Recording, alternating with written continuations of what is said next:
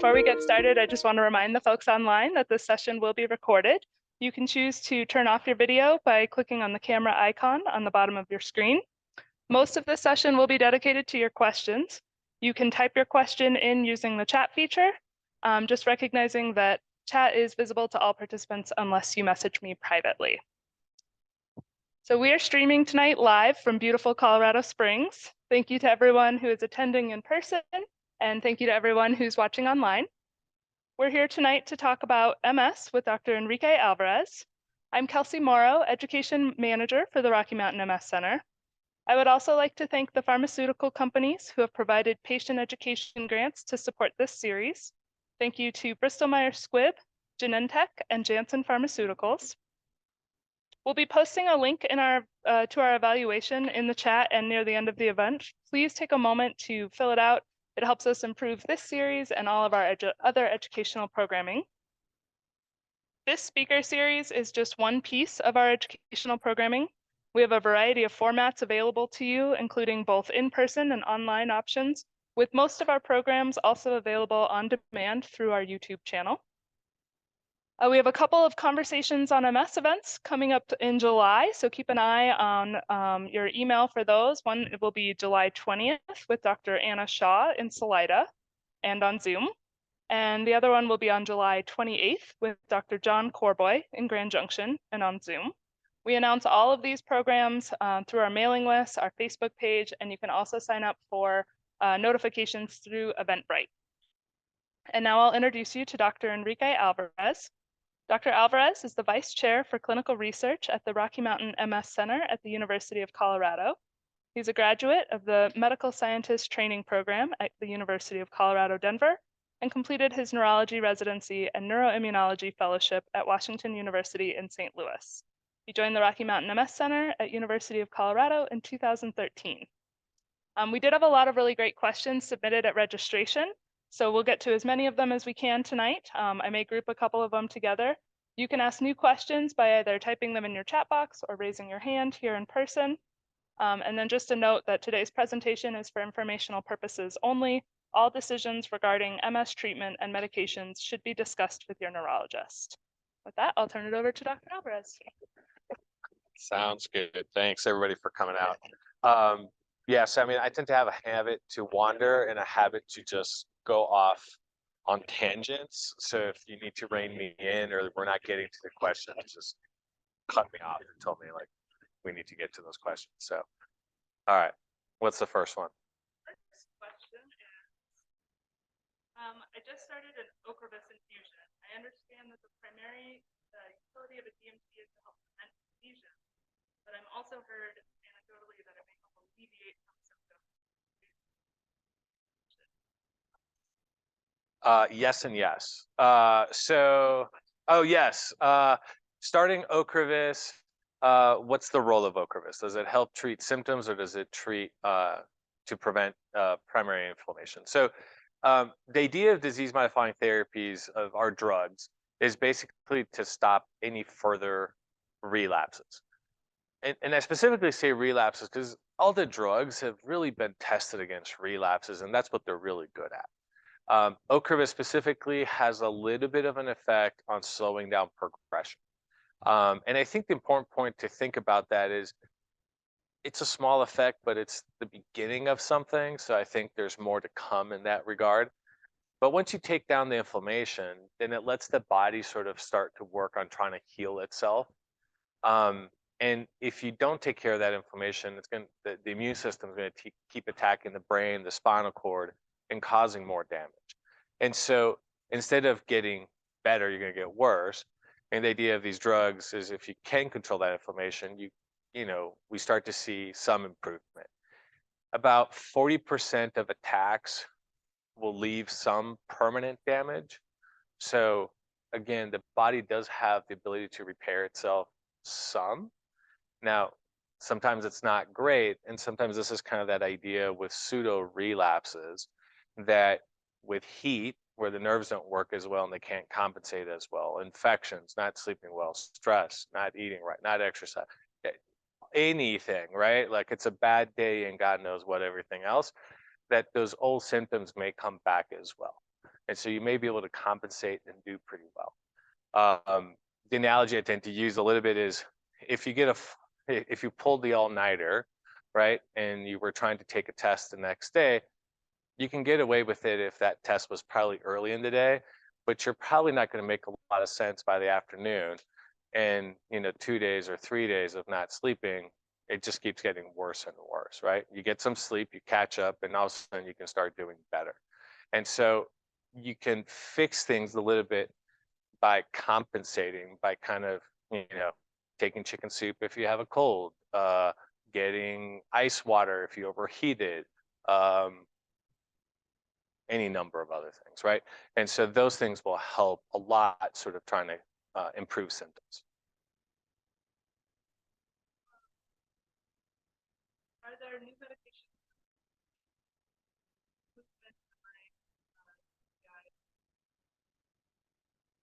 And of course, they had to list all the stuff that we don't have a lot of stuff for. All right, so the question was, are there any new symptom drugs that will help with memory, movements,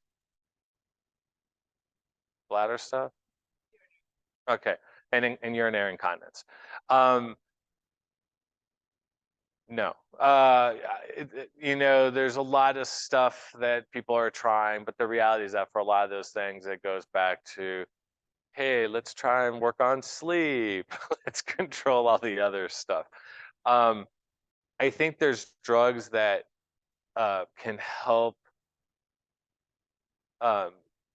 with other symptoms that affect things that then can help with memory and other things. And so that's a little bit of, for anybody that sees me in clinic, I always ask about sleep because I think it fixes everything. But well, maybe not fixes it, but it makes a lot of other things better. So the idea would be to kind of, if you can control pain, it might lead to better sleep. If you sleep better, you get more rest and your memory might get better. If your memory's better and you don't have to spend so much energy trying to remember things, then you're going to have a little bit more energy towards the end of the day, and you may have less spasms, and therefore you might have less pain in the middle of the night. You get these vicious loops that just kind of keep feeding themselves to some degree. And if you can kind of work on a couple of them, they tend to, make things better. They may not fix things, but that's kind of what we're left for a lot of those things. Urinary incontinence is the one that there's things out there. But for the new stuff, I'm going to send you to the experts. I'm going to send you to the urologist to kind of help with those things. There are some new procedures, there's new surgeries, and it really depends on what's wrong a little bit to some extent. Recently we started using, as weird as this is, the prostate medicine like Flomax that you see on TV all the time, or at least used to see it while it was still under patent, on TV all the time, to help with urinary retention and MS. And yes, we do use it in women who have urinary retention. And so it's not just a prostate medicine, but it can kind of help shrink some of those tissues and open up the canal, the urethra that lets urine out. And so sometimes you can help with some of that retention. Botox is one of those things that I think we're seeing more and more used for people who have some retention. So there's things that maybe were old that are being used more and more. There's some drugs that people weren't maybe able to use as much because they didn't tolerate them as well. And so some of the newer drugs have less side effects and can tolerate a little bit better. Ditropan or oxybutynin, for example, are drugs that we've used a lot of times, but now we're starting to use things like Myrbetriq and things like that that just don't hit as many other stuff, and so they tend to be a little bit less dry eyes, dry mouth, cognitive fog type stuff. On the symptom train, can you talk a little bit more about fatigue, what might cause it, and what?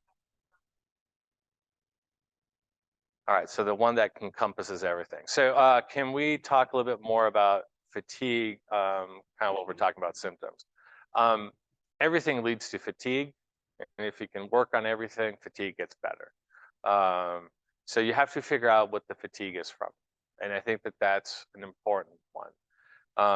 But before we do that, I think it's helpful sometimes to think about why there might be so much fatigue in MS. There's nothing special in a sense about MS that leads to fatigue, but the damage that occurs in MS makes it harder for the nerves to work. So if you have a nerve, all that insulation, it was working, the insulation around it is kind of like the insulation on a wire. It just makes things work better. So if you are sending signals, the insulation helps make that signal go down the nerve a lot more efficiently. And oh my God, somebody was taking a picture of that, and I apologize because that's probably the worst drawing ever of anything I would try and draw. If this is gone, then the problem, and part of the reason why it's so efficient is because the signals that kind of jump will sometimes jump from, so this is the nerve cell, and these are the cells that kind of provide that insulation. The way that signals become so efficient is that electrical pulse is able to jump from here to here, and you don't have to kind of sometimes deal with trying to make the signal go all the way down. It just kind of jumps. When you lose that, then you have to you have to maintain a gradient. You have to expend more energy to get the signal that allows the electricity to kind of jump all the way down, and is not able to then get back here to jump out. Ampera, the medicine that we call the walking medicine, is basically allows this signal to kind of make it better through that area. And so one of the reasons that we can see that MS patients need to spend more energy is because sometimes just to get the signals down there, it takes more energy just to do that. If you've ever tried to do a foreign language or just were tired and had a hard time coming up with words, one of the other reasons that leads to fatigue is if you don't know that word, you're trying to think about other ways to kind of say the same thing, right? And it's not as efficient when you can come and just hit that one word, right? And so then you're using these other sentences to kind of like beat around the bush a little bit and try to get the concept across. A little bit with the nerves, right? If you're trying to get from here to here, you know, that's the easiest way to do that. You might be able to go to here, and then go to there, right? That's a longer path. And so it might take more energy to do this than it is just to go do that. And so MS patients in trying to do that also spend more energy.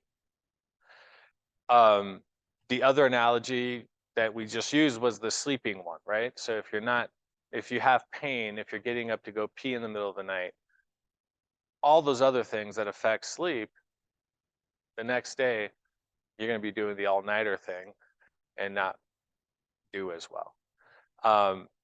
I used to complain before I had kids about having to do overnight shifts at the hospital and being like, I'm doing overnight shifts. I'm so tired. And you get these women coming in who have kids, and yes, they're up every few hours, but they're still getting a couple hours of sleep. The problem was I was getting good sleep for 2 hours after that, or 2 nights after that in a row, so I could catch up, right? I started having kids and I realized the fatigue that goes with just getting up every couple of hours, even for just a few weeks or a few months. I will never try that again. I'll do the all-nighters again. And it's one of those things that it's just that broken sleep, right? You might say, oh, I'm sleeping 10 hours, I'm sleeping 12 hours. But if you're getting up every 2 hours, you're never getting into that deep sleep. That really lets you sort of consolidate sleep and really get the rest that you need. And so trying to kind of condense that sleep, getting to that deep sleep becomes really important. That could be sleep apnea as well. I mean, there's just so many things that kind of feed into fatigue. And so trying to deal with fatigue could easily be an hour's appointment by the time you talk about sleep and pain, you know, losing weight for the apnea, bladder stuff, and so many other things, you know, that kind of stuff. So it's one of those things that trying to work on all those things becomes really important. And a lot of times it's never one thing, it's just trying to do that.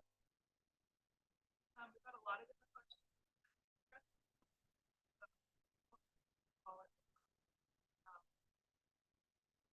why does what are the challenges for progressive MS? We have a lot of things, but not progressive. What medicines are available or are coming out soon? What is the role of these progressive MS? All right, I'll try and repeat that. All right, so for PPMS, why are we still in the dark ages? Basically, so why are drugs not working really well? What's taking so long? What do DMTs help with? That kind of stuff.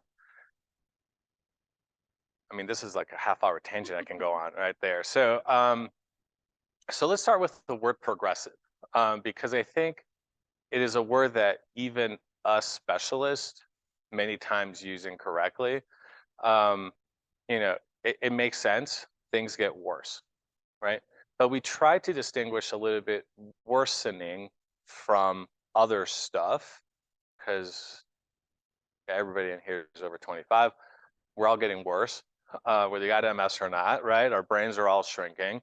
And it's one of those things that, we're all getting worse. We all have other issues, right? It might be hip arthritis or knee problems or an ankle issue or something else like this. You might have cancer. You might, all these things add in to making you worse. But when we try to use progression, we're trying to specifically talk about a process within MS that's a very slow, gradual process. And it gets confusing because even within MS, you can get worse from relapses or you can get worse from progression. And so we try and separate that out, right? And so drugs in general, we're trying to at least eliminate the part from a relapse perspective so that we're left with progression. And once you do that, for the most part, we see that progression is really slow. This is a confusing topic because I remember when I started training, for example, that you would have patients that would be progressing like this versus progressing like that.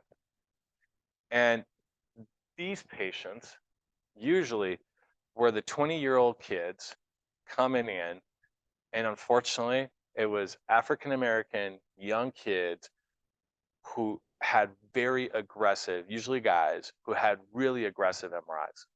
You look at their MRIs and it would just be, 10 active lesions. And so when you talk about relapse and remitting, where hopefully things kind of get better, and then you'd have another attack and then another attack, the problem is these guys never got a chance to recover. And so they were stacking attack on attack on attack on attack and just gradually getting worse and worse and worse. And that progression is so much faster, that worsening is so much faster that they were going down fast as opposed to going down really slow. To give you a rough idea as to what is slow in MS, the perfect example of it, I had it from a guy who used to run 10 miles a day. And I use this analogy all the time, so some of you might have heard it. And he said, at one point I got to the point where around mile 9, I started to get some toe curling. And then by the next year, I got that around mile 7. And by mile 9, I would get a little bit of a foot drop. And then the next year was around mile 5. The next year was mile 3. And I'd be like, okay, so I would not have known I had even MS for like 5 years compared to this guy that was really pushing it, right? And so that's that progression, right? I have patients who are progressing very slowly, who don't need a cane, don't need a walker for years. And so part of that is, again, being able to subtract out that stuff. And then the role of the medicines for progression, what we like to see is then maybe that we can go like this and make progression even that much slower. And you kind of say, well, maybe that slow part doesn't matter much, right? The difference there is not a big difference. But if you consider that most MS patients are getting diagnosed around age 40, 35, 40, something like that, with progressive maybe 45, by the time you hit 80, the difference is maybe you didn't need a cane or a walker for much longer than that.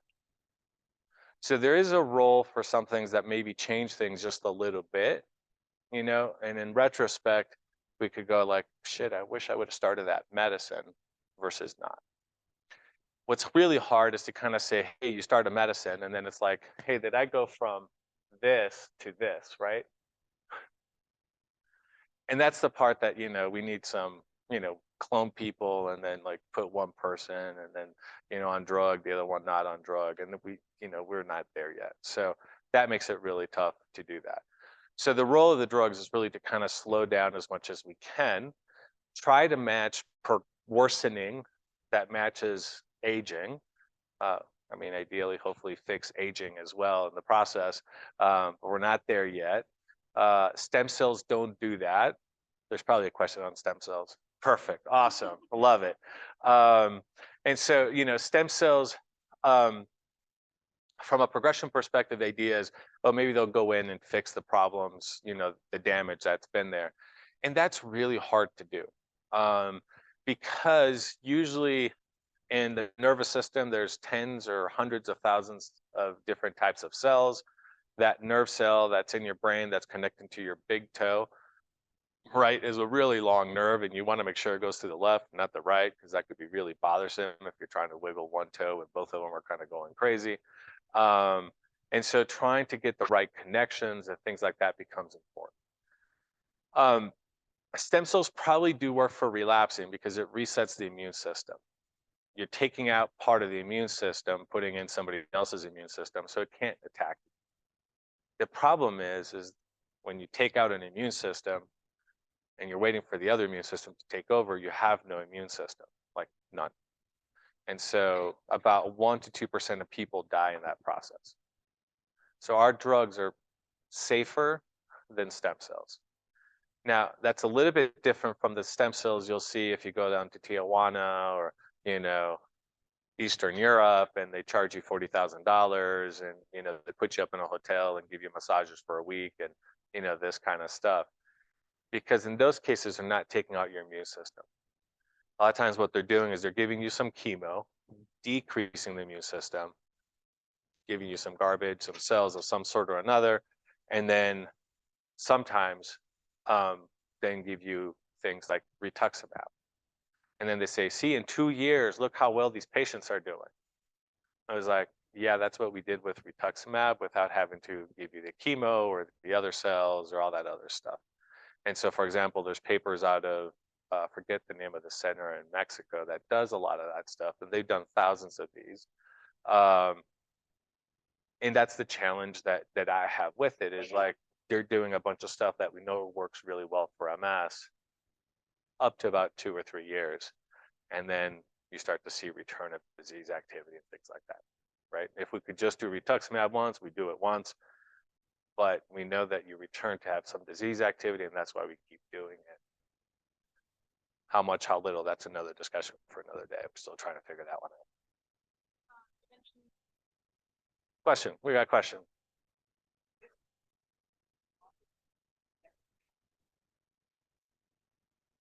No, unfortunately, so the question is, are there any, sorry, I feel like I'm tilting. Are there any lesions, any drugs that will fix the lesions that we see? And the answer is really no. The best strategy to fix lesions is healthy, wellness. At the end of the day, what we're seeing on MRI is a bunch of stuff that ends up causing a scar. And so scars will fade with time. And depending on how the MRI is done, you can make them look prettier, smaller, brighter, darker, all kinds of other stuff. And so a lot of times when you see on the report, like, oh, the lesion shrank or this or that, it was kind of like putting lotion on a scar. Like, it might make it look better, but the damage underneath is still there. So that makes it really tough in the long term to try and assess that. There's some newer MRI techniques that might give us a sense of that, where they actually look at how well nerves actually connect to each other and things like this, but that's all on the research side and not really used for clinical stuff yet. Yeah. Yeah. Oh, one other question. Oh, two, right.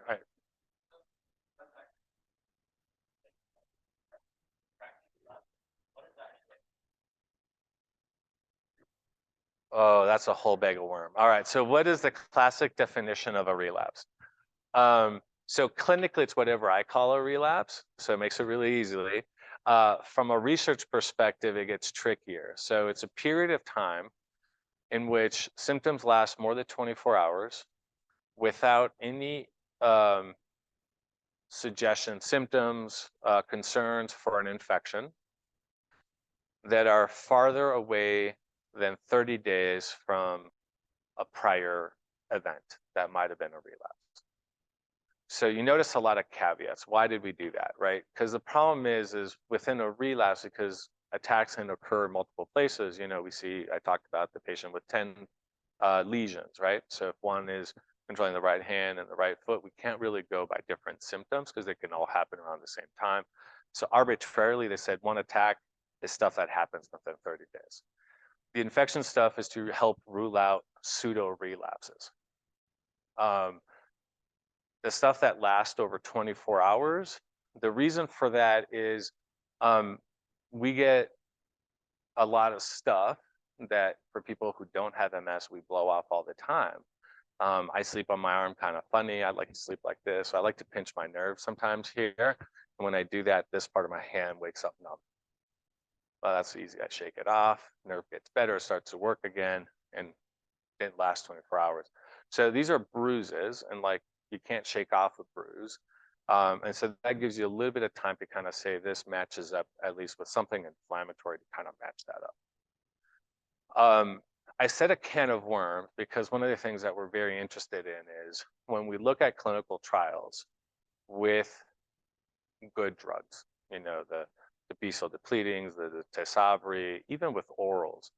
But if you look at those really good drugs, when you look at overall the whole trial or usually the drug that they're getting compared to, the number of attacks, the number of patients who have attacks, relapses, compared to those that have MRI lesions is usually like a 3-to-1 ratio.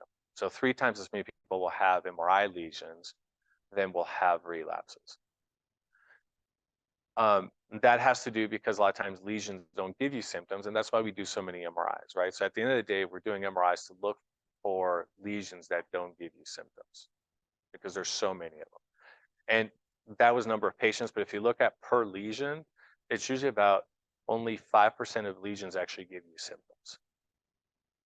All right, so you go back to those clinical trials. If you re-baseline and say, okay, let's get rid of the first few months so that the drug has a chance to kind of kick in, and we're going to start looking after that, the ratio actually switches. And you see 3 times as many patients with relapses as patients who have MRI lesions. Now, we don't tend to do spinal cord MRIs, but I don't think the drugs are shifting all the lesions to go to the spinal cord. And I think what we're seeing is we're just not really good at separating relapses versus pseudo-relapses. And I think a lot of patients tend to have pseudo-relapses that kind of end up counting as relapses. Because guess what? A bladder infection tends to last more than 24 hours. And so your symptoms with it are going to associate it with that. I remember the second COVID shot I got, I was down for the count for about a day and a half, a lot of fatigue, just feeling like kind of groggy, that kind of stuff. So if you don't ask about fevers and that kind of stuff, right, like that could, in an MS patient, really bring out a lot of their old stuff. And it's much easier to, instead of trying to sort out, like, was that a relapse? Did you have this, right? It's much easier to say, like, here's a prescription for steroids, good luck. We'll see you in 6 months, right? And I'm looking at relapses through clinical trials for some of the trials that are being done. I'm part of their adjudication committees. And I can tell you that all a MS patient needs to do is almost show up to the hospital and say, I got something. And here's your steroids. And they might have a UTI. I mean, there was an example of somebody who had frank psychosis, which is not an MS attack. And on top of that, they got steroids, and steroids make psychosis worse. And so it's a challenge. So sorry, that was my issue. One of the things we're very interested in looking at, but it's hard to kind of separate out some of those things.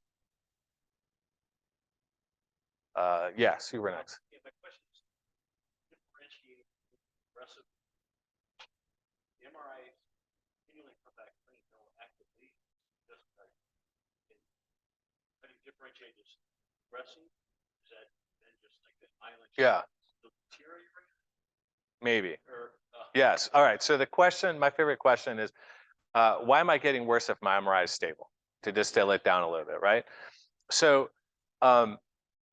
when we look at relapses, and maybe this goes back to even the first question a little bit, like how do we tell the difference and why are we so far behind in progressive disease? In relapsing disease, the number of attacks matches up really well with MRI lesions. Basically, there's, for every number of lesions, you'll see an attack, like we were just talking about.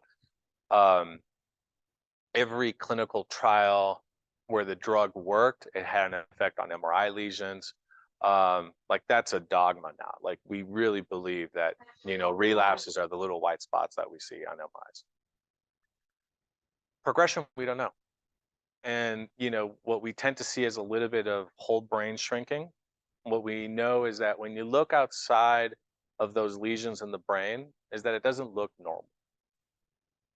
And so what we call it is normal appearing white matter or normal appearing gray matter, because it looks okay when you look at it from afar, but when you start to do different special stains on pathology and other things like this, it doesn't look normal. We can already see that those areas don't have as many nerves in them, that there tends to be sometimes kind of random inflammation that normally wouldn't be there, but it's not to the same degree as what you would normally see in a area with a scar. And so it tends to be much more of a whole brain process. Microglia, which is kind of like a white blood cell of the brain, tends to look more angry and reactive, even in areas that aren't part of those scars. So there's the suggestion that there's some bigger process in the brain that's associated with progression and progressive disease. The problem a little bit is that there's patients who have, some people argue with this, our notion, right, of, you have relapses and then you get into a progressive course, that is starting to we're starting to change how we think about it. And the idea is that progression can really start at the beginning. It was just hard to separate. And so we tended to push it off. And the early drugs didn't work very well.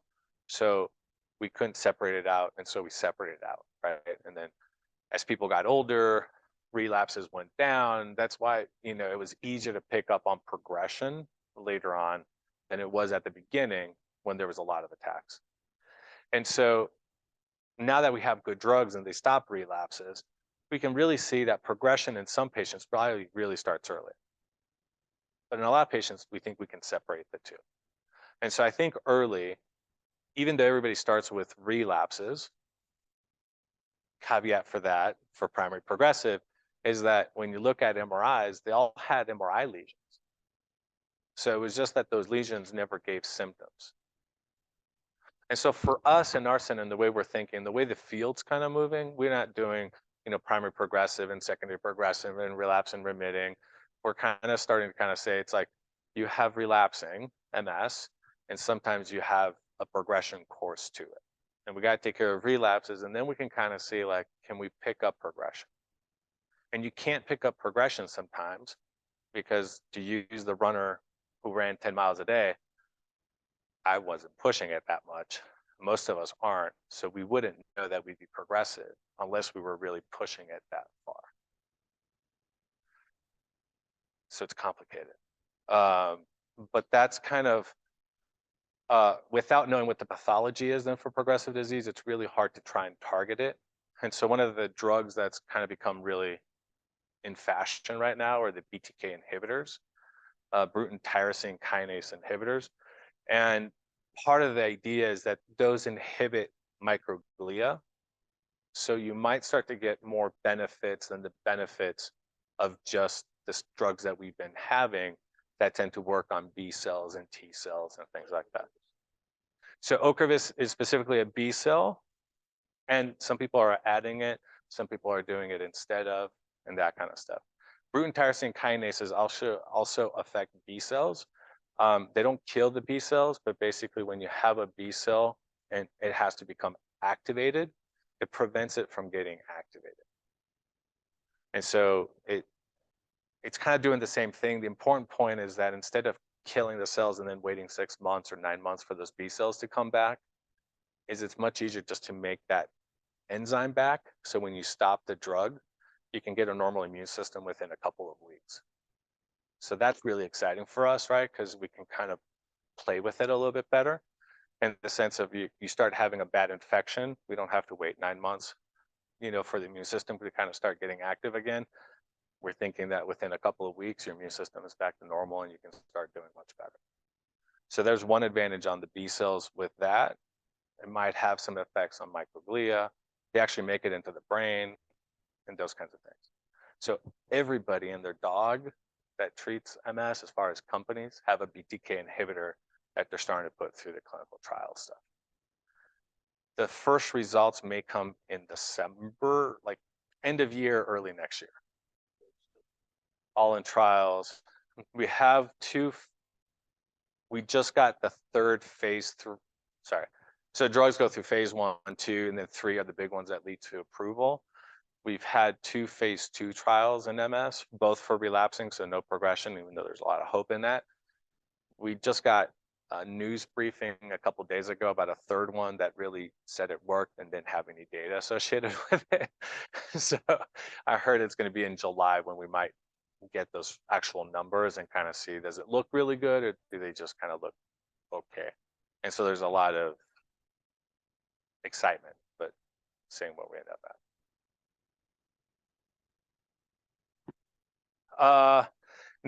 Yeah, I mean, there's a lot of places where you can kind of find all those drugs. I mean, in our list, we have them. There's probably something on the, sorry, the question was, is there a list of drugs for MS? The best place I would know to kind of go for it is to look at the National MS Society. And then mscenter.org. Yeah. Yeah. In pushing drugs?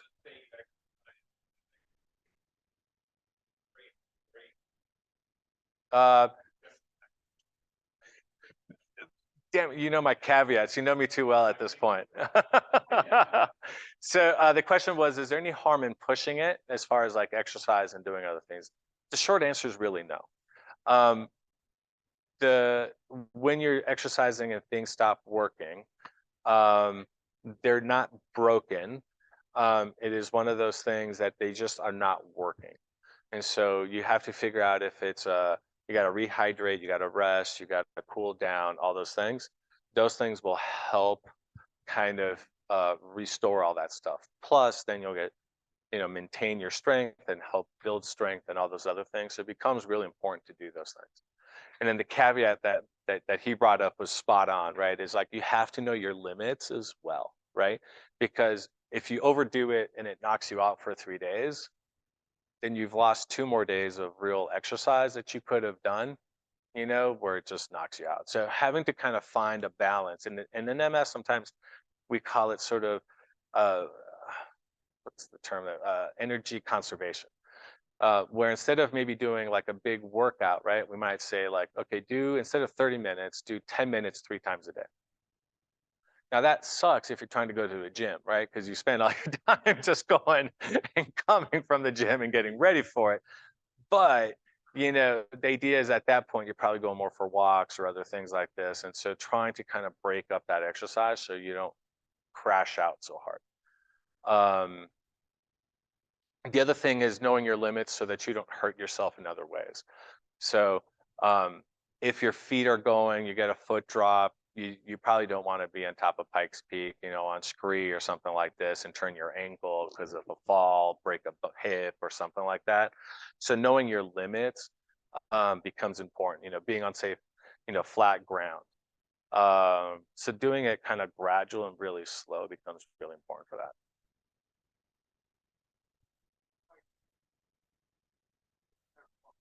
Yeah.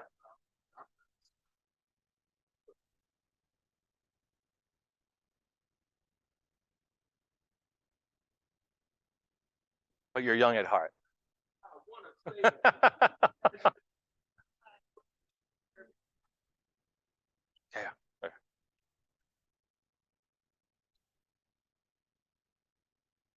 So I think when people ask me what's the right exercise, right? Because oh my God, I hate running too.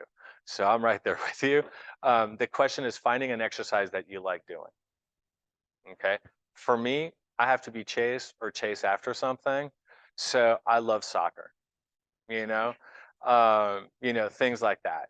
I suck at it, but it's fun. And it's one of those things that it pushes you because you got people that are, hey, I can get past them or maybe I can't, and that kind of distracts me enough that it lets me do it. My wife loves swimming. I get so bored that I could almost drown myself out, right? So it's one of those things that you got to find what you like, right? And what you can and can't do. Um, there's some great exercise programs through the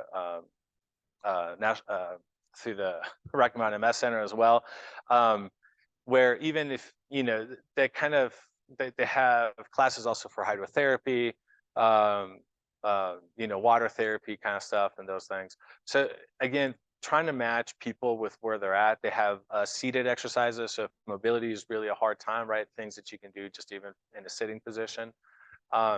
And sometimes we have this idea of like, oh, exercises, I'm running a marathon, right? No, like exercises, if all you can do is stretching, right? Stretching is super important. As I get older, trust me, I believe that even more. But the idea is, I see all the time people who are so weak, their hands just start to kind of curl in, and they get contracted. And once they're contracted, you can't release them. You can't stretch them out. And so if your nails start to dig in, it's hard to like even cut your fingernails or do other things like this, right? A lot of the spasms, the spasticity, a lot of that kind of stuff, stretching will help that tremendously. And so just doing stretching exercises is a huge benefit. And if you can start that early and start doing that multiple times a day, that can be really helpful. That can sometimes get you to back off on your baclofen doses. You'll be less sleepy during the day. You might sleep better because then you can do more exercise. And so again, these are those little things that you can sometimes do that just kind of makes you better gradually over time.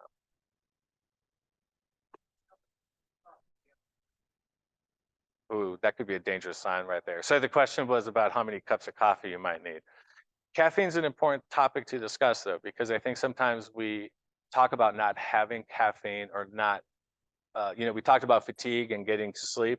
Sometimes we do have to have medicines if your sleep is as good as we're going to get it, and something to kind of help during the day with energy. Caffeine is one of those things that for some people it works really well, and some caffeine is okay. The challenge is trying to limit it for people who have migraines because you can induce and make migraines worse. And at night, it can make you go pee all the time. It might keep you up at night.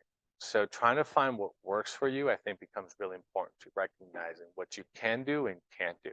And again, unfortunately, it's not a one size fits all. So for some people, I'd say turn off the TV at night. For me, it clears my mind and it puts me to sleep within 5 minutes. So, it's one of those things that knowing you and trying different things, right? The biggest piece of advice I'm going to give you is if you're doing something that's not working, don't keep doing that because it's going to keep not working, right? And so you have to keep trying different things and making little adjustments to try and figure out what will work or what won't work, right? We need to know as docs when you're coming in and we start a medicine, did that medicine do anything? Because we don't know if it's going to do anything, right? Don't make us that smart. We're not. We're taking guesses. When people start talking about spasms, for example, right? When I think about spasms, it could be a Charlie horse, kind of maybe more of a traditional spasm, but sometimes it could be restless leg syndrome. It could be tonic spasms, couple other things. And guess what? They're all treated differently. And so trying to kind of say, hey, we start this medicine, go up slowly. Did it get better as you went up on the dose? Okay, if I went up higher, it didn't help. If I went higher, I started to get side effects. Okay, that's as far as we're going to take that drug. I missed it for a couple of days, so maybe I need to back, I got worse. Okay, that drug's still helping. Because maybe it was helping 2 years ago, but it might not be helping now.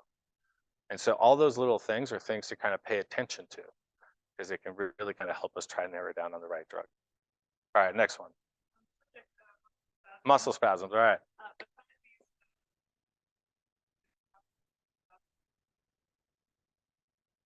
Yeah, so the first step is just that, is trying to, so yes, thank you. Repeat the question. So what can you do besides baclofen to help with spasms before they get unbearable? And so the short answer is try to figure out what the right spasm, what kind of spasms you're having, because that's going to be the biggest thing. Stretching and things like this is the first line, because it doesn't have many side effects, and it's easy and it's cheap, and everybody can do it. And so that only kind of gets you so far. And the problem is a lot of times you have to do it a lot, you know, every couple of hours or something like this, a lot of times to kind of help with that. For tonic spasms, I'll go kind of down the list of it. Tonic spasms, what do I mean by that? And they go by many different names, but a tonic spasm usually is damage from the spinal cord. Not just an MS specific thing, it could be slipped discs or other things like that. I don't know how to describe it in words, but if I go to a patient, it's like, you got something where your leg kind of does like this, and it hurts a lot, and then it lasts 10, 20, 30 seconds, and then it kind of relaxes and it loosens up. And they go, yes, doc, that was what I have. It's like some epilepsy drugs work really well for that. Carbamazepine or Tegretol, Dilantin, or trileptal or oxcarbamazepine will stop those. Charlie horses, a lot of times magnesium, potassium, things like that will help them a lot. Restless legs, Neurontin will help some. Some dopamine drugs that we use for Parkinson's will help. Pramipexole, propinerol will help a lot. The problem with them is you start the drug, the spasms go down, you need more drug, you go up on the drug, it helps, spasms start to slowly get worse, and you're kind of constantly then chasing it. And so the gabapentin, which maybe doesn't work as well, helps kind of prevent that chasing of the event. And so it's a little bit of a challenge sometimes, but finding that right combination can take a while, but it can be really helpful. Question?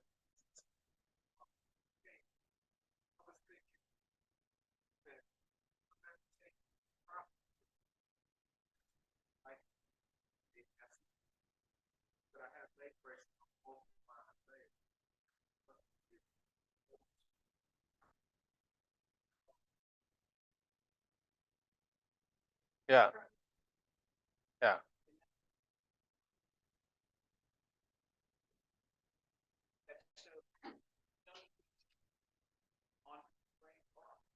Yeah. Yeah. So Kesimpta, maybe people haven't heard. So the question a little bit was, I'm using a cane. You know, am I not treating my MS well? And he's on Kesimpta. And just to bring up Kesimpta, maybe people haven't heard about it as much. Is a once a month version of the 6-month infusions. It also takes out B cells, but how it's packaged is just a little bit different. It's an injection you can do at home once a month. We sometimes call it like a low dose B cell depleting therapy because over 6 months you're doing 120 milligrams of antibody versus like 500 or 600 for the other drugs, 450, 500 or 600, depending on which drug you do every 6 months. But because you're doing it every month, it looks like it kind of does the same thing to some extent. So one of the things with assisting devices is that there is sometimes a little bit of a hesitation to be like, oh, if I start to use a cane, I'm going to become dependent on it, or I'm going to, you know, I'm going to just need it more, or those kinds of things.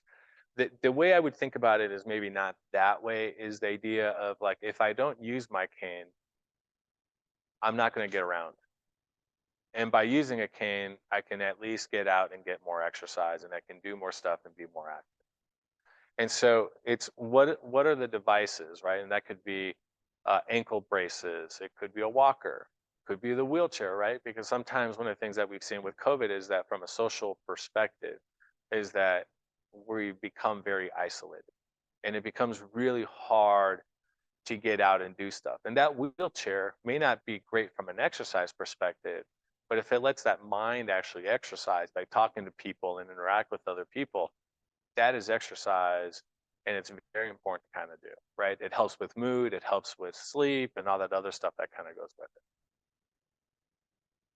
All right, what else you got?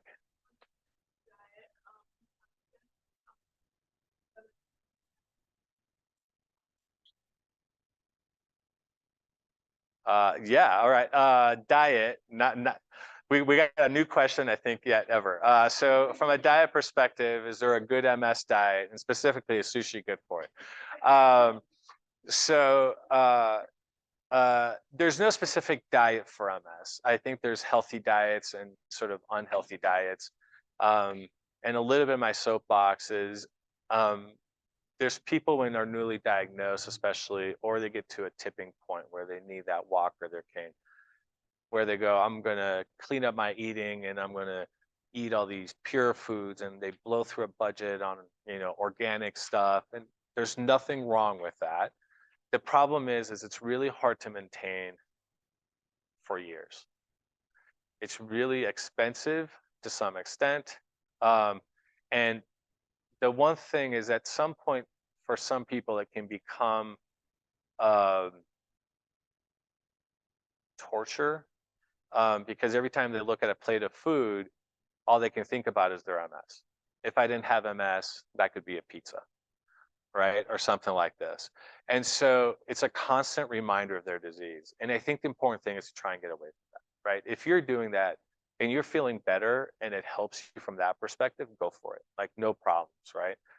But, if you get to the point where you're burning out on it and it's a constant reminder of the disease, it's a little bit too much. There's some diets that become really restrictive and make you go gluten-free and dairy-free, these things. I'm pretty much half Spanish, half Swedish. And, if you take out gluten and dairy, I'm not sure what food groups are left for me to eat.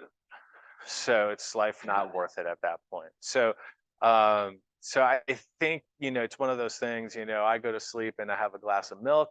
If I can't have that, it's the world's coming to an end, right? Like I'll make do, I'll figure something out.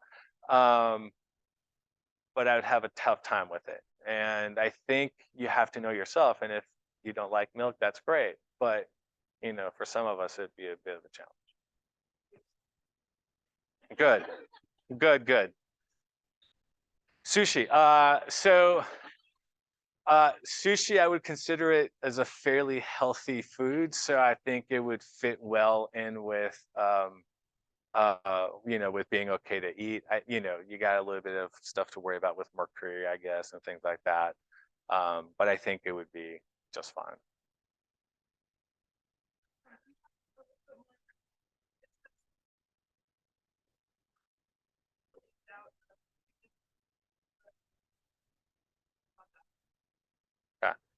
So the question was, can we talk about does MS burnout and the disco study?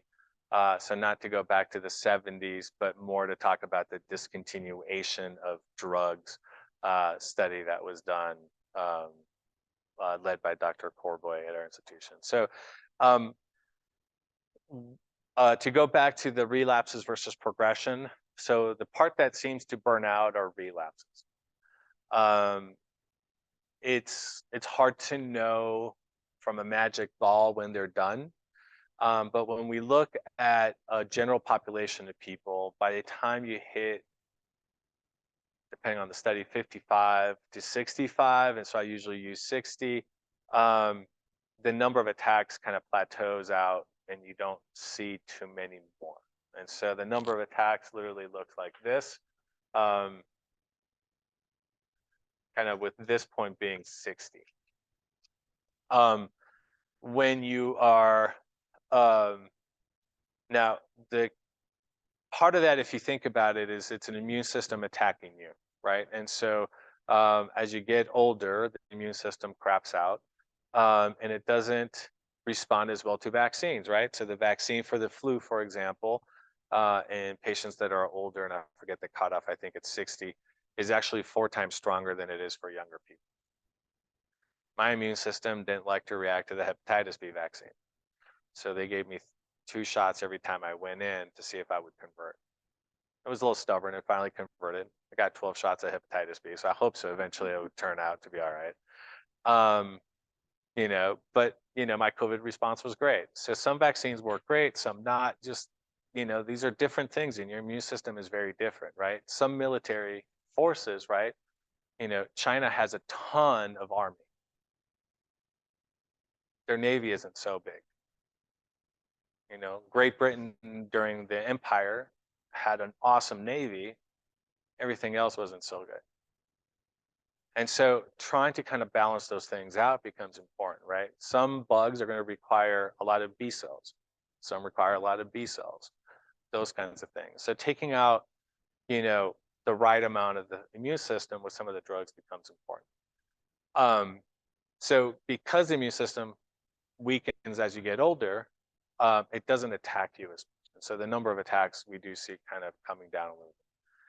We see that once you're stable for some period of time, that the chances of having an attack goes down. And there's no magic number, right? So I kind of like stable for 5 to 10 years, an age of around 60-ish.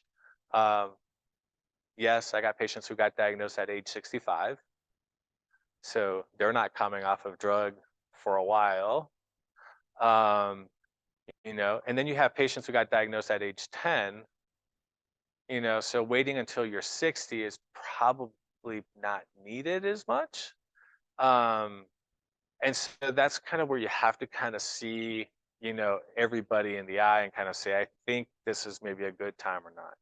Unfortunately, we rely on other stuff, right? It's like, oh, you started to need a wheelchair. Okay, maybe we should stop treatment. Why? Because with these drugs lowering your immune system, you're more prone to infections, and infections go up the more disabled you are. And so it's kind of maybe sometimes a reminder in our head to kind of say, maybe I should rethink my thing about using drugs in you versus you, you know, this kind of stuff. So the DISCO study did that. They looked at patients that were at least 55 years old, that had been stable for at least 5 years, and on MRI stable for at least 3 years. And then they had some people who stopped and some people who stayed on drug. Pretty much everybody did pretty well. Most of the patients were on all the older drugs that are kind of less efficacious. So the de-escalation to off wasn't starting from the Ocrevises of the world to nothing. It was more of like the interferons, the Copaxons of the world to nothing. So it was a little bit of a gentler stop. And pretty much everybody did great. They saw 4 relapses. 3 of them did not have any MRI things associated with them. One was very clearly a pseudo-relapse that got called a relapse because it met criteria for it. It was the old symptoms kind of coming back. The one that had MRI changes happened to be 55 years old. So kind of at that younger age of the cutoff for this, right? Trying to figure out how to pick out that one patient, I think becomes important, but because of coming off of drug, 200 people came off of drug for the one person that had a relapse.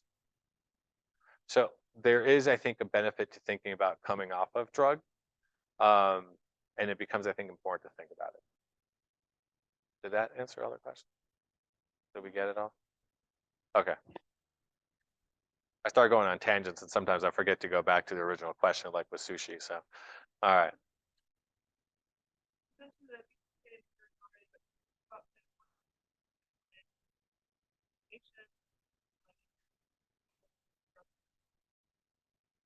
Yeah, so the BTKs are probably the next big wave, with the first ones potentially, you know, getting results at the end of the year, and then usually I would add a year to that to kind of go through the FDA and stuff like that. So you're looking at still a year and a half or so before they would kind of come out. The BTK inhibitors, by the way, the first 2 drugs that have completed their trials also happen to be on FDA holds because they had liver issues. So we will have to see how well they do and how much of these liver stuff issues become before they can kind of progress with these studies and things like that.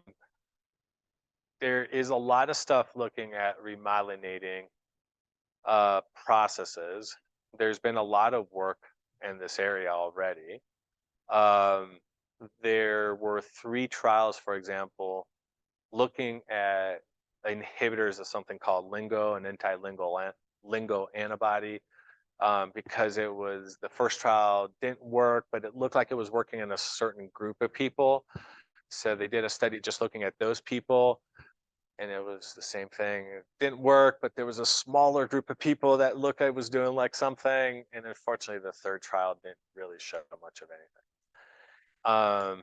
There's been at least 2 other antibodies that have gone through at least phase 1/2 type studies that didn't show really huge benefits.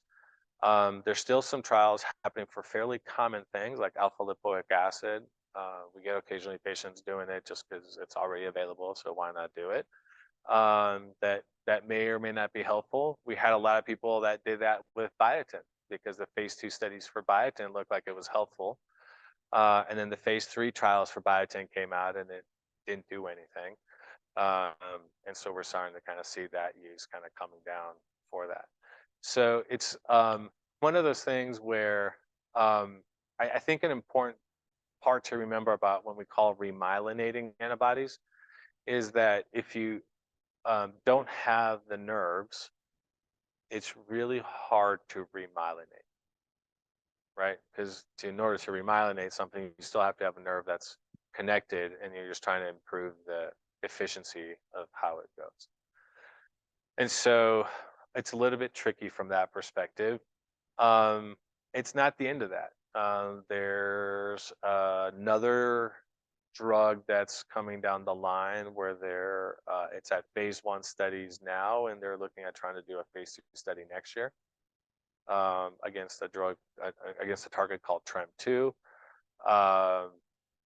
There is, from a progressive perspective, there is to bring an old idea back.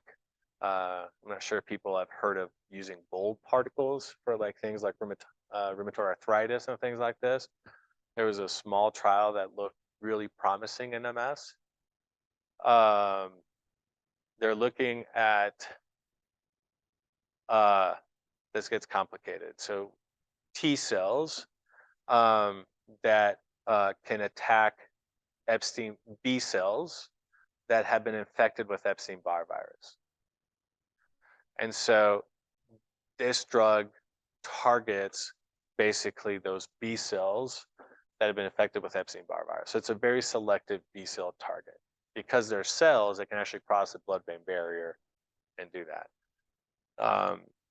So that's in their phase 2 study. We'll hear about that at the end of the year as well. And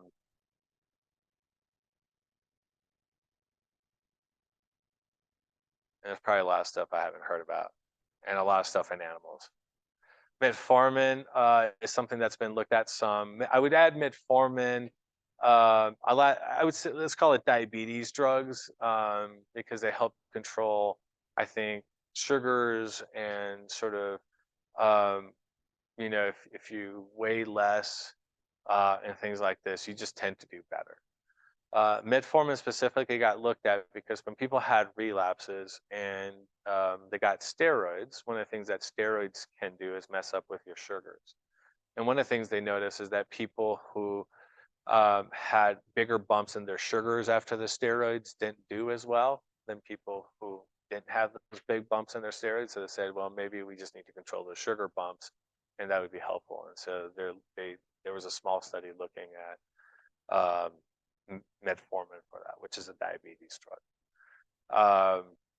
There's been trials with things like statins, which the effect was really minimal, and so really not worth it at the really high doses that you needed for those drugs. There's been stuff looking at things that are similar to like antihistamines. Benadryl does not work. There was something specifically about one of these drugs.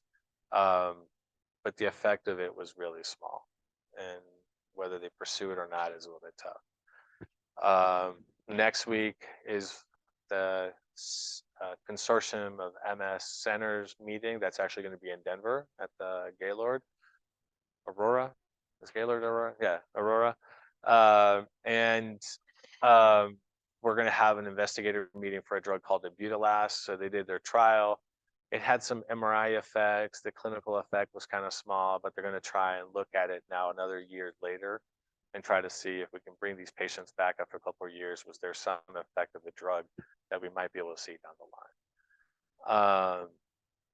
So yeah, a lot of efforts being done at progressive disease. It's just a lot of it hasn't worked out great. And of course, BTKs have been are being looked at in progressive disease. BTK inhibitors. How?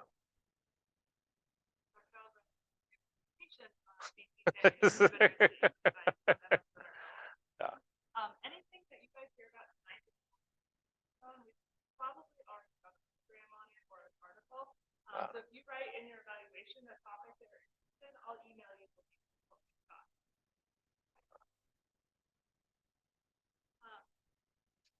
Give us a quick update on COVID recommendations as far as being out in the world and vaccines.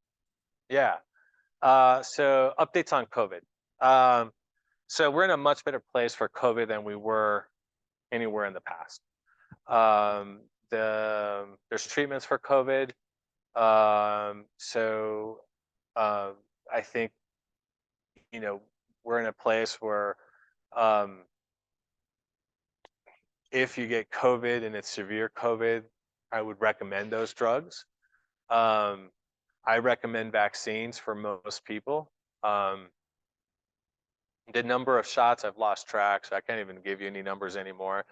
But the general idea at this point is just get some.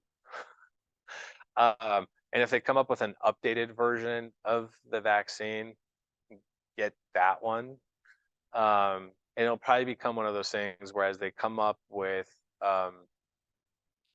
as new strains mutate, they're going to come up with new vaccines, kind of like they do with the flu, right? So every year you're going to get a new flu. I suspect that starting this fall, we'll probably get an updated one to match up for COVID of what's kind of going around. And so the latest was the bivalent. It's called bivalent because it's actually got two different strains. It's got the original strain that is long gone and extinct by now, up there with the dinosaurs. And then the stuff that was floating around, basically the Omicron strains or one of the Omicron strains that was there sort of in the early summer or spring of last year. So if you didn't get one in the fall or get COVID in the summer, fall of last year, or through now, getting an extra booster would be helpful. For people over 65, recently I got approved to get another booster. People who were immunosuppressed were not included in that, surprisingly. And then my guess is that this fall they'll probably do another update on that.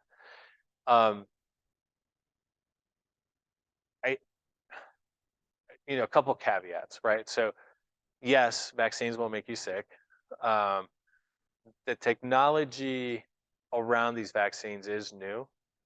And I bring that up in the sense of like, yes, we're still learning about them. And I think the idea of having sort of the bivalent vaccine versus just doing the new strain was a reflection of hey, let's not jump into this too much.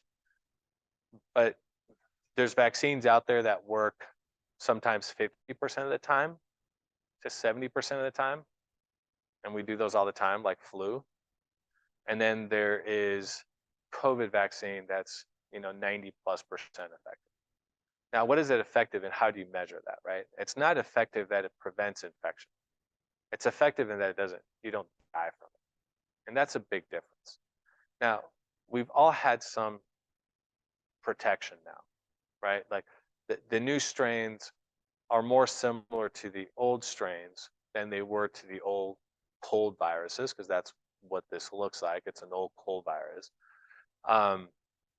But having the latest version just gives you more protection. One of the other myths is that because I'm on drugs that lower my immune system, I'm not going to respond to the vaccines as well. Not a myth, it's true. You won't respond as well. But if you respond at all, it's better than nothing, and it still provides some protection.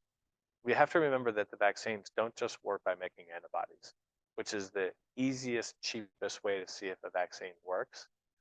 you also have B cell responses that are very important. And so if you take out B cells, such as with Ocrevus, rituximab, ublituximab, or Kesimpta, you still have the T cells that allow you to form some immune protection against the bug. And so again, it's just trying to balance everything out, right? And you have time to plan when you do a vaccine. You could do it on a Friday if you get the weekends off, you know, those kinds of things. You don't get to plan when you get infected and get sick. Now, am I going to push the vaccines as much now as I did a year ago, 2 years ago? No. Why? Because most everybody's gotten infected. You know, probably everybody in this room had COVID at some point or another. So you have some protection. If you had some shots, that gives you more protection, all this other stuff. We have treatments for it, things like this. So it's a very different era, you know, that it's not worth trying to pick fights with patients or do anything else like that. But I think it's one of those things that it is helpful to think about, what are the things I should do? So should I wear a mask or would I get a booster? I hate masks. Oh my God, did I hate masks. And so I would do 10 boosters if I could get away with not having to wear a mask.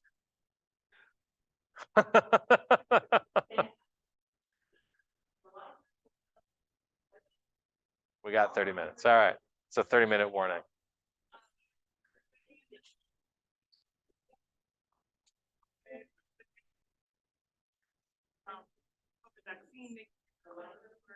Yeah. So long COVID and MS getting worse with infection and with vaccine. So I'll start by saying I'm not sure what long COVID is, but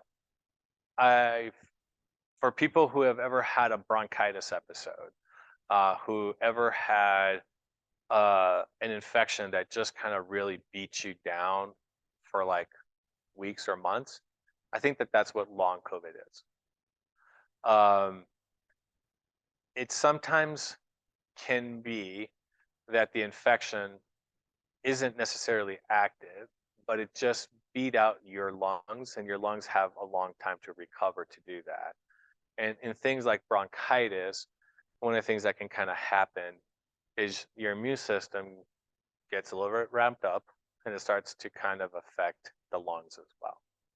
And that sometimes takes a long time, and things like that. And so I think it's a real entity. You know, the fatigue associated from long COVID is real.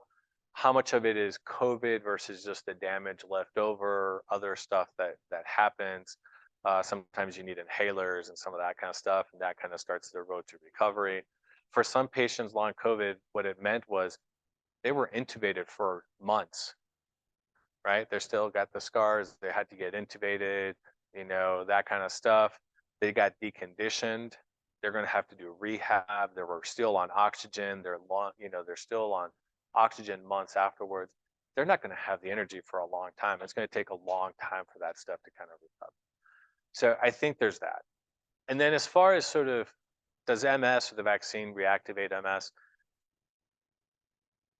The short answer is really no. We have not seen a surge in MS attacks with COVID or with vaccines. Okay, there is probably associations with infections and causing some demyelinating events. And we can see that both from the infection and with the vaccine. Those are literally probably 1 in a million cases. In the peripheral nervous system, sometimes you might have heard of Guillain-Barré syndrome. That can sometimes happen from a vaccine response. In the brain, sometimes we call it an ADEM, stands for something really long that I can't pronounce. And it's a one-time event versus being sort of a, you know, chronic recurrent thing like MS is. It can look like MS and that kind of stuff. What's much more common though is to have a pseudo-relapse. Old symptoms kind of coming back because you got fevers and things like this from either COVID or from the vaccine. 99.9% of the times we were seeing or concerned about it, it was that. It was take some Tylenol. If you still aren't better tomorrow, give me a call. Hardly got any calls the next day. All right, what else we got?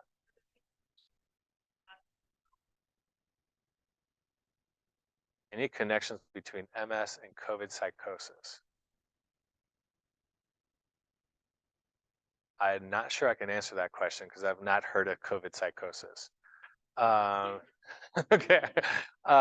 I mean, I imagine if you have, patients that are in ICU that are really out of it can go psychotic from it. But that's bad COVID. And I think at that point, you got other issues bigger fish to fry, kind of in a sense. So, but I'm just making that up. It might be a thing. I just have never heard of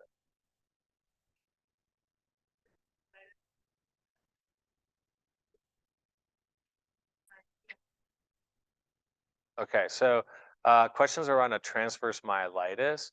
And I'm going to kind of group into this optic neuritis. This is from a discussion perspective. So in MS, you can have lesions of the optic nerve, which is what we would call an optic neuritis. You can have lesions in the spinal cord, which is a transverse myelitis. Transverse, just across, doesn't add anything because how would it not be across the spinal cord? Myel, M-Y-E-L, is spinal cord. Itis is inflammation. To take a step back, both of those two things, the optic neuritis and the transverse myelitis, all it tells you is inflammation of either the optic nerve or the spinal cord. So it can be from many other things that are causing that. It's kind of like saying you have a headache, right? Most of the times we mean that it's a tension or migraine or something like that, but it could be that you had a brain bleed. It just doesn't happen very often. So a myelitis, transverse myelitis, could be because you have a slip disc that's putting pressure on your cord, for example. And then the list of those things are like hundreds of things. So sometimes it's primary inflammatory, so MS attacking it, for example. Most of them are idiopathic, which is one of our favorite terms in medicine, for meaning we have no clue what that's about.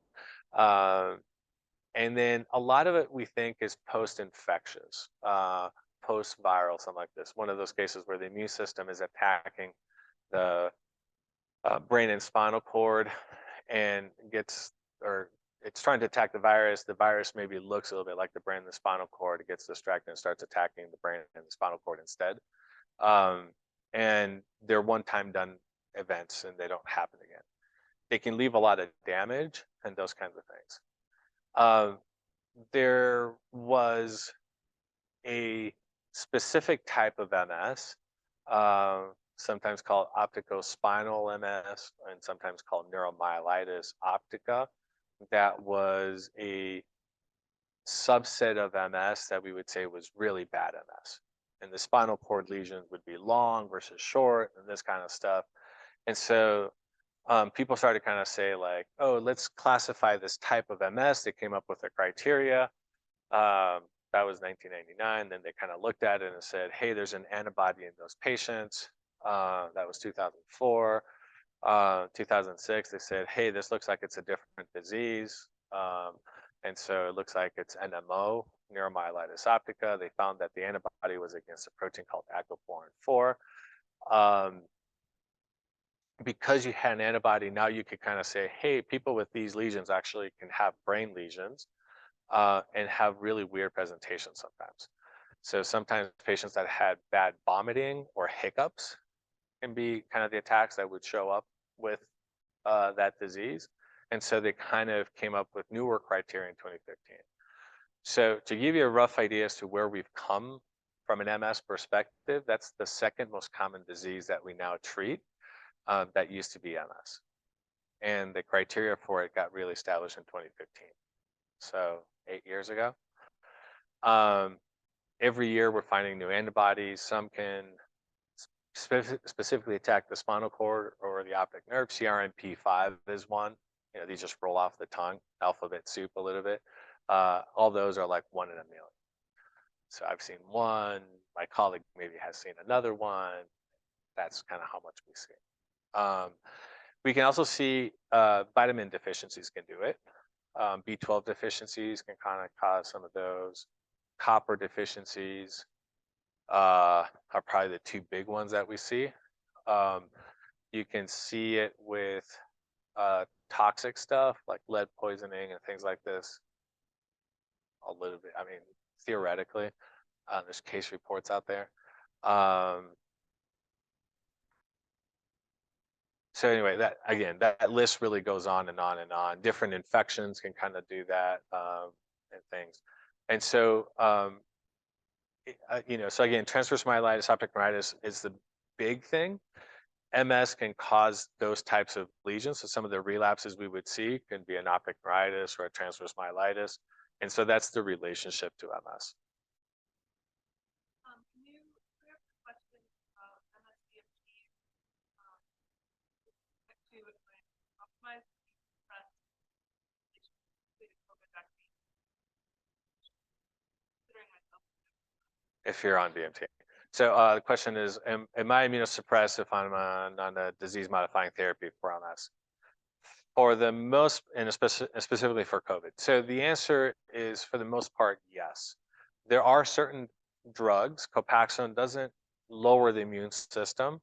We don't see a lot of patients still on Copaxone.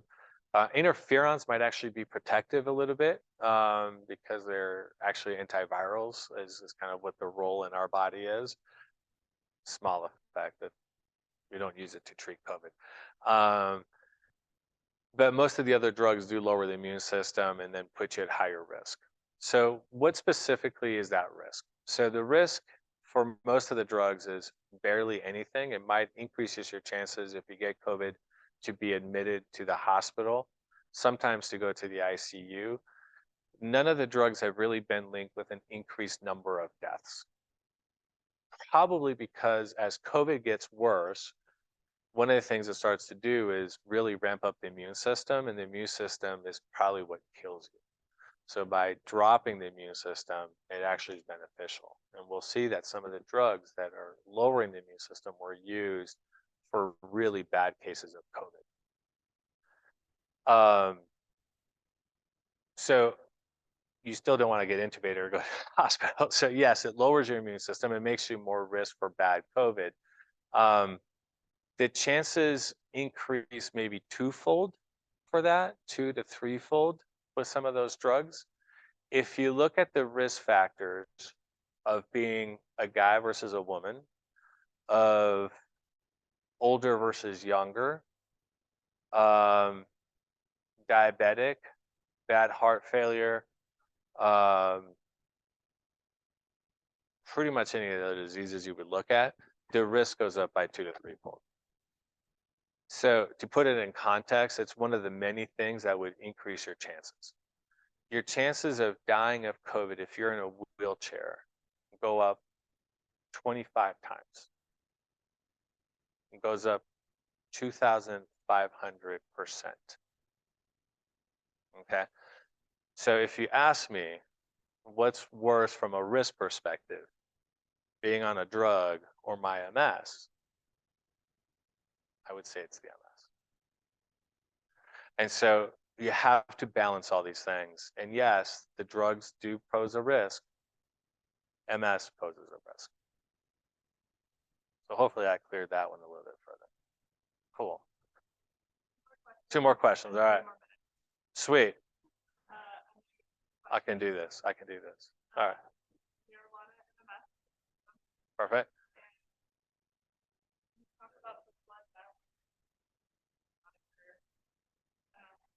Perfect. So marijuana in MS. So I would say I have no problems with marijuana. Federal government has problems with marijuana. I think the problems with marijuana is that it doesn't tend to be,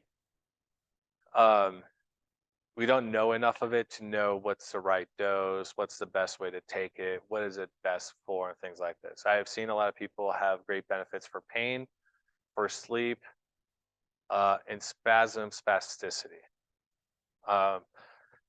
It does usually require some THC. We recommend that it be purified as opposed to just weed because of the same thing. I got no problem with nicotine, but I have a problem with coal tars and stuff like that from smoke. Try not to smoke it. Purified products are better. Start low, go up high. To me is a little bit like saying taking an aspirin or chewing on some willow bark. That's where aspirin comes from. Give me a pillow or give me an aspirin. I don't want to chew on tree bark. Don't know how much tree bark I would need to chew on. Do you have to swallow it? Do you have to? Anyway, it gets complicated, and I think that that's a little bit of the benefits of getting it purified. What was the second one? Blood work marker. All right. So I think so. The question I think is about a blood marker for monitoring activity. I think what they're referring to is neurofilament light. It's a protein within nerves that can spill over from dead nerves to the spinal fluid and then into blood. It sounds great, but I think we don't know what the right number is. In relapses, it does go up. But is it better than an MRI to try and pick that up? It might be faster. It's not faster yet because no labs are really running it, but it'll probably soon become available. And I think it's one of those things that the difference between a stably-ish patient versus somebody who is stable is very small difference. Remember, this is a protein made in the brain, so a big person compared to a small person, I'm going to dilute out my neurofilament light much more than somebody who's small. So I don't recommend dropping your NFL level by gaining weight. And that just makes it really tough. As we get older, the numbers go up too. So you have to adjust for weight, for age. I don't know how to use it.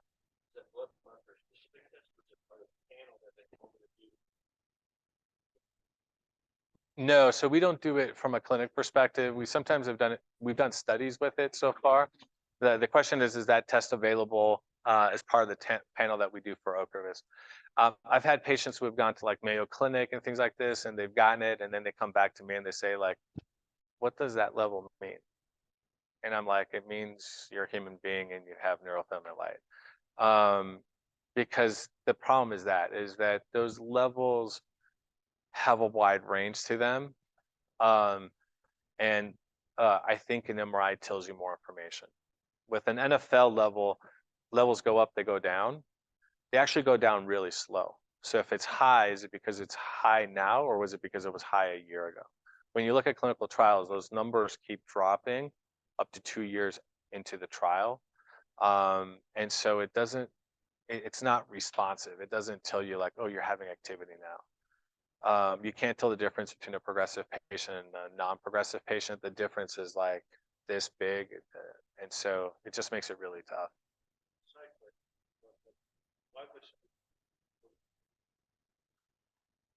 I mean, that's a great question that we ask ourselves all the time. So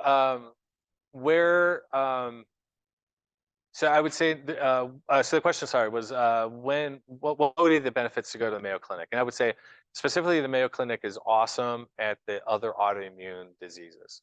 All the testing that we do, all these other random antibodies I've mentioned, the NMO, the CRNP5, that is where a lot of that stuff is being developed from a testing perspective and things like this. And so they get samples from everywhere. They collect them all. They do an awesome job of doing those kinds of things. From an MS perspective, we agree to disagree a lot. And we like the people there a lot.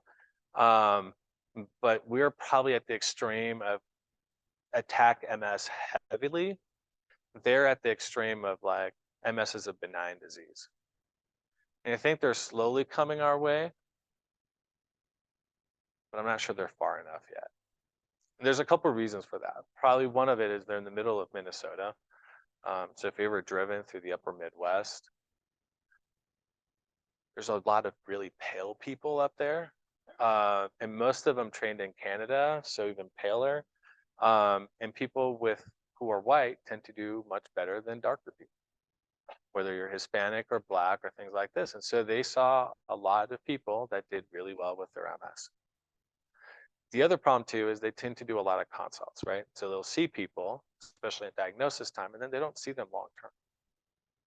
And so they don't like that follow-up time, you know, versus like I've been putting up with certain people for almost 10 years, or I should say they've been putting up with me for almost 10 years. So it's one of those things that it's, you know, we see sort of how things change and progress, I think, a little bit more than sometimes. All right. I think that's it. We're cut off. All right. Perfect.